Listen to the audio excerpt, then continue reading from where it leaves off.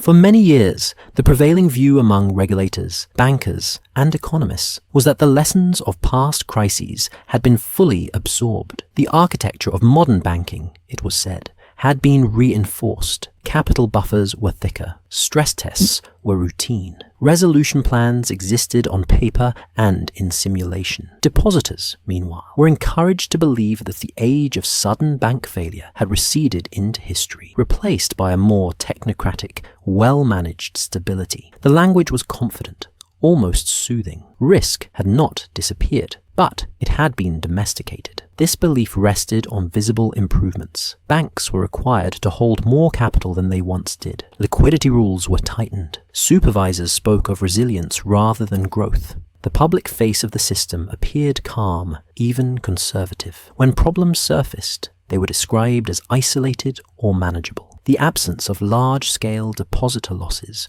reinforced the sense that safeguards were working as intended. In this environment, it became easy to assume that deposits, at least in advanced economies, occupied a protected category, insulated from the failures that had once erased savings without warning. What was less discussed was the quiet redefinition of that protection. Over time, the meaning of safety shifted away from absolute guarantees towards structured loss absorption. This shift did not arrive through dramatic announcements. It was embedded in technical language, in regulatory frameworks designed to prevent taxpayer-funded rescues. The objective was clear and widely supported. Future bank failures should be resolved without public bailouts. Losses should be borne by investors and creditors rather than by the state. Few objected to this principle. Fewer still examined how broadly the definition of creditor could extend under stress. In the years following major financial disruptions, policymakers faced a dilemma that had recurred throughout history. Banking systems were essential to economic life, yet their failures carried costs that societies were increasingly unwilling to socialize. The response was to design mechanisms that would impose losses internally within the bank's own capital structure. These mechanisms were presented as orderly, rules-based, and predictable. They promised to replace panic with procedure. In theory, this represented progress. The reassurance derived not only from the existence of these rules, but from the belief that they would remain largely theoretical. If banks were stronger, the reasoning went, the likelihood of invoking such measures would be minimal. Resolution frameworks would sit quietly in the background, unused but ready, much like fire exits in a well-constructed building. They were there for completeness rather than expectation. As long as the system functioned, few felt compelled to ask what would happen if those exits were ever needed. Yet, history suggests that systems often feel safest just before their assumptions are tested. Stability, when prolonged, encourages complacency, not through negligence, but through habit. The routines of daily operation obscure the contingency plans written for abnormal conditions. Over time, those plans begin to look abstract, disconnected from lived reality. When they are eventually activated, their implications can come as a surprise even to those who designed them. The concept of bail-in emerged from this tension between stability and accountability. It represented a deliberate move away from the bailouts that had characterized earlier crises. Instead of external rescue, internal resources would be used to recapitalize failing institutions. Equity holders would be wiped out first. Certain debt holders would follow.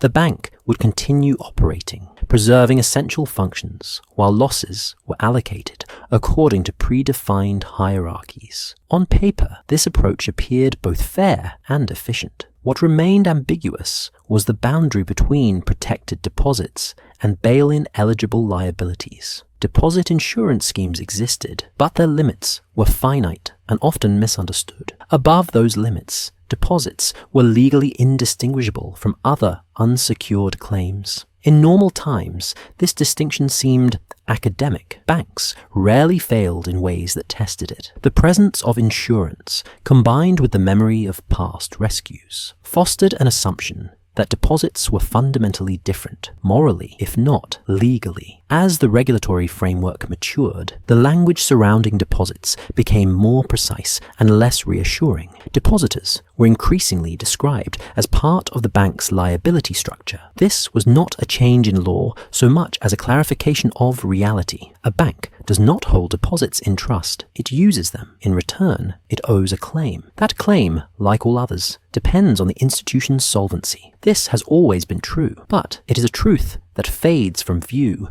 during long periods of calm. The stability of the present moment reinforces this fading. Payment systems function smoothly. Online balances update instantly. Access to funds feels continuous and reliable. These daily experiences create a sense of permanence that is psychological rather than structural. They make it difficult to imagine a scenario in which access might be constrained not by technical failure, but by legal process. When such scenarios are discussed, they are often framed as extreme, unlikely, or confined to distant jurisdictions. Only late in this opening phase does the timeline implied by the rules come into focus. Regulatory frameworks are not static. They evolve as deadlines approach and compliance becomes mandatory rather than aspirational. Resolution regimes that were once guidelines become enforceable. Instruments designed to absorb losses reach maturity. The system moves from preparation to readiness. None of this requires a crisis. It happens quietly, through implementation. By the mid-2000s, many of these frameworks reach a point where they are no longer theoretical. They exist not just as plans, but as operational tools. This does not mean they will be used. It means they can be. The difference is subtle, but important. A rule that cannot be applied does not shape behavior. A rule that can be applied, even if rarely, alters expectations. At this stage, there is still no panic, and none is warranted. The system remains functional. Banks operate. Deposits flow. The sense of safety persists because nothing has yet challenged it. But beneath that calm lies a structured understanding of who bears loss when stability fails. The assumption that deposits are untouchable has been replaced, quietly and legally, with a more conditional promise. This is where the foundation of the story rests. Not in imminent crisis, but in a shift of framework. The bail-in rules did not emerge suddenly, and their potential impact cannot be understood through fear or urgency. They are the product of long experience with collapse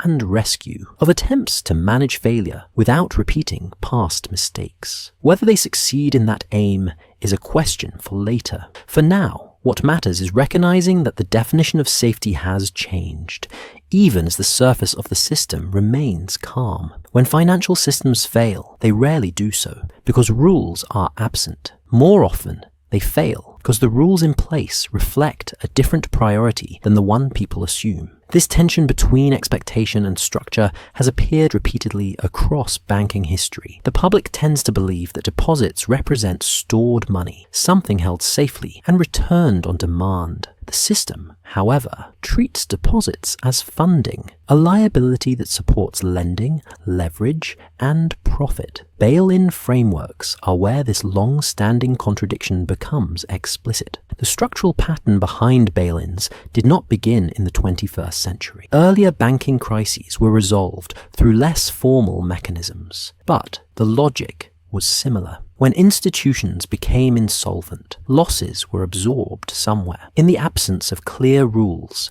they were often absorbed by depositors through freezes, forced conversions, or inflationary erosion. What modern frameworks attempt to do is predefine that process, to make loss absorption orderly rather than chaotic. The intention is to replace improvisation with predictability. This predictability, however, is conditional. It depends on legal hierarchies that are rarely visible to depositors during normal times. In resolution regimes, banks are viewed as layered structures of claims. Equity sits at the bottom, designed to absorb losses first. Above it sits various forms of debt, each with different seniority. Deposits occupy a place in this structure that is often misunderstood. Insured deposits are explicitly protected up to a limit. Uninsured deposits are not. They sit alongside other unsecured creditors, differentiated more by political sensitivity than by legal form. The modern bail-in framework assumes that this hierarchy will function as written. In a resolution event, authorities step in, freeze certain claims, convert others into equity, and recapitalize the institution from within. The bank continues operating, preserving payments and essential services. From a systemic perspective, this is preferable to outright failure. From the perspective of individual claimants, it represents a recalibration of risk that may not have been fully appreciated. Historical mirrors help clarify this pattern. In earlier crises, depositors often learned about their true position only after access was restricted. Bank holidays, withdrawal limits, and forced restructurings were justified as temporary measures necessary to preserve stability. In many cases, they succeeded in preventing total collapse. They also redefined trust. Once depositors experienced the conditional nature of access, their behavior changed, sometimes permanently. What distinguishes the current framework is its formalization. Instead of ad hoc measures, there are predefined tools. Instead of emergency improvisation, there are resolution plans tested in simulation. This creates an impression of control. Yet, control at the system level does not eliminate loss at the individual level. It merely determines how that loss is allocated. Bail-ins are not designed to protect all depositors. They are designed to protect the system. Numbers are often invoked to reassure: capital ratios, liquidity buffers, stress test scenarios. These metrics matter, but they do not eliminate the underlying structure. A well-capitalized bank can still fail under certain conditions. A liquid system can still face confidence shocks. Bail-in rules exist precisely because regulators accept that failure remains possible. The presence of the rules is itself an admission of fragility. The timeline matters here. Many bail-in instruments and resolution regimes were introduced gradually, with long transition periods. Banks were given years to adjust their capital structures. Investors were encouraged to absorb new forms of loss-absorbing debt. During this phase, the rules felt distant. They existed on regulatory calendars rather than in lived experience.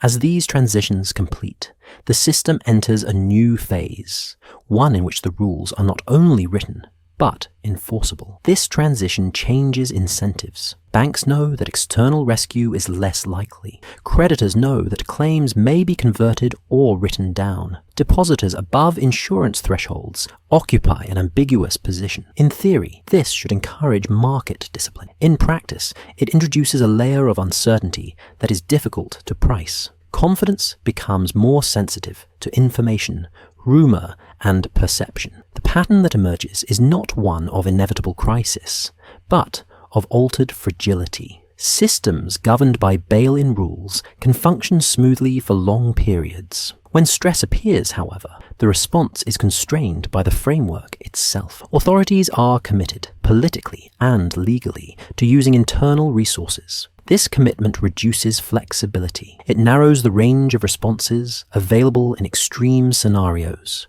Historically, such narrowing has had mixed effects. It can prevent moral hazard and reduce long-term risk-taking. It can also accelerate confidence loss if participants believe that support will be limited.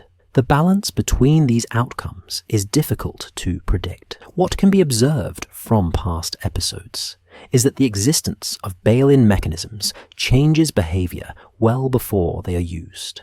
Institutions adjust. Investors demand higher returns. Depositors become more attentive to distinctions they once ignored.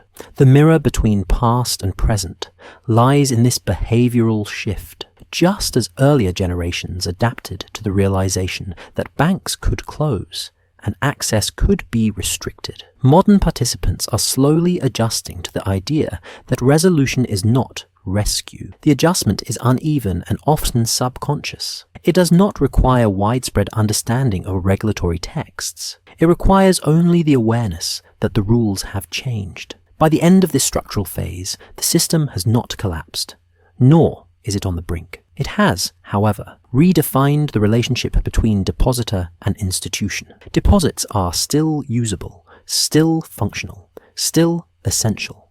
They are also, under certain conditions, exposed in ways that were previously obscured by assumption. This exposure is the quiet legacy of the bail-in framework, and it sets the stage for how future stress will be experienced rather than predicted. When the consequences of structural change finally become visible, they rarely announce themselves as consequences. They arrive as inconvenience, as delay, as a rule applied in a moment when few expected rules to matter. This is why banking stress is often described as gradual until it is suddenly not. The gradual part is lived privately in adjustments made by institutions and regulators. The sudden part is experienced publicly when those adjustments intersect with an event that demands execution rather than preparation. The unpredictability of triggers has always obscured the visibility of conditions. A bank can operate for years with thin margins and complex exposures without incident.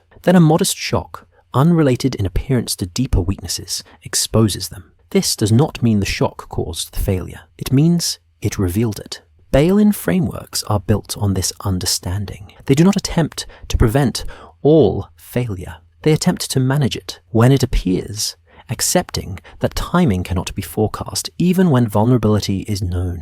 For depositors, this distinction matters because experience does not follow legal theory. In everyday life, money feels real because access feels continuous. Cards work, transfers clear, balances are displayed with certainty. This continuity creates an intuitive belief that deposits exist outside the bank's condition, that they are simply stored and retrieved. Bail-in regimes challenge this intuition not by argument, but by operation. They reveal that access is mediated by solvency and by law. In earlier periods, this revelation often came through blunt instruments. Banks closed their doors, withdrawals were suspended, depositors learned of losses through rumor before confirmation. Modern resolution frameworks aim to avoid such chaos. They promise continuity of essential services and clarity of process. Yet, continuity of service is not the same as continuity of claim. A system can continue operating while reallocating losses internally. From the depositor's perspective, this difference can feel academic until it is not. The lived experience of such moments is typically muted rather than dramatic. It may involve temporary restrictions, reclassification of balances, or delayed access beyond insured thresholds.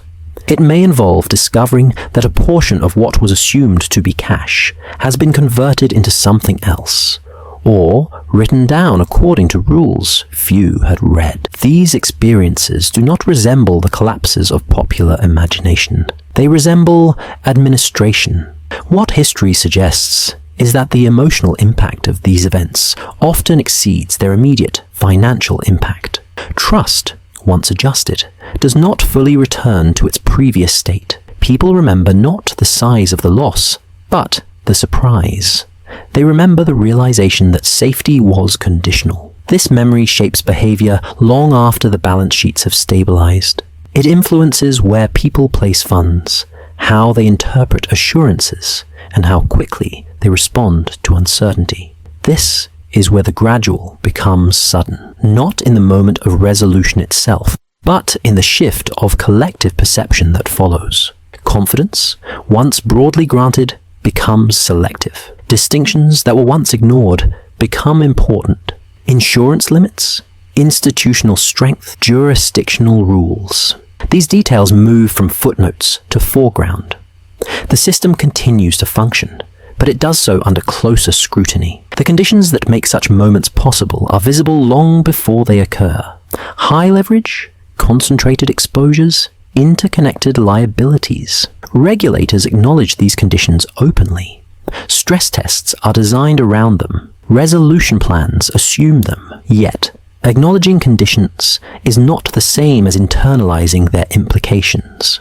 As long as the system operates smoothly, it is tempting to treat these acknowledgements as formalities rather than warnings. Bail-in rules sit at the intersection of this tension. They are an admission that failure remains part of the system, even if it is better managed than before. They are also a declaration of priorities.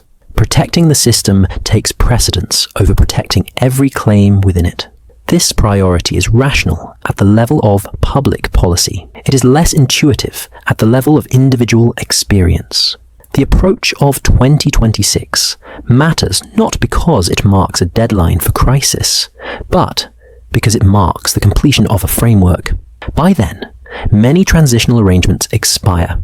Instruments designed to absorb losses are fully in place. Legal authorities are clearer. The system is no longer preparing for resolution, it is ready for it. Readiness does not imply use. It implies possibility. Possibility changes behavior, even in the absence of action. Institutions plan with it in mind, markets price it subtly. Depositors, often without articulating why, sense a change in tone. The language of absolute safety gives way to conditional reassurance. Guarantees are described precisely rather than expansively. This precision is not meant to alarm. It is meant to be accurate. In the long view, this is how financial systems evolve. They move from implicit promises to explicit rules, from broad assumptions to defined hierarchies. Each step reduces ambiguity at the cost of comfort. The trade-off is deliberate. It reflects a judgment that clarity is preferable to illusion, even if clarity reveals exposure. The final realization is therefore not about imminent loss, but about altered understanding. Bank deposits remain central to economic life. They remain usable, necessary, and, in most cases, secure. What has changed is the framework through which their security is maintained. It is no longer based on expectation alone. It is based on rules that prioritize systemic continuity over individual inviolability. This realization does not demand fear. It invites recognition. Systems that survive longest are those whose participants understand their limits. Bail-in rules represent an attempt to define those limits in advance, to make failure manageable rather than catastrophic. Whether they succeed will be judged not by their elegance, but by how they are experienced when tested.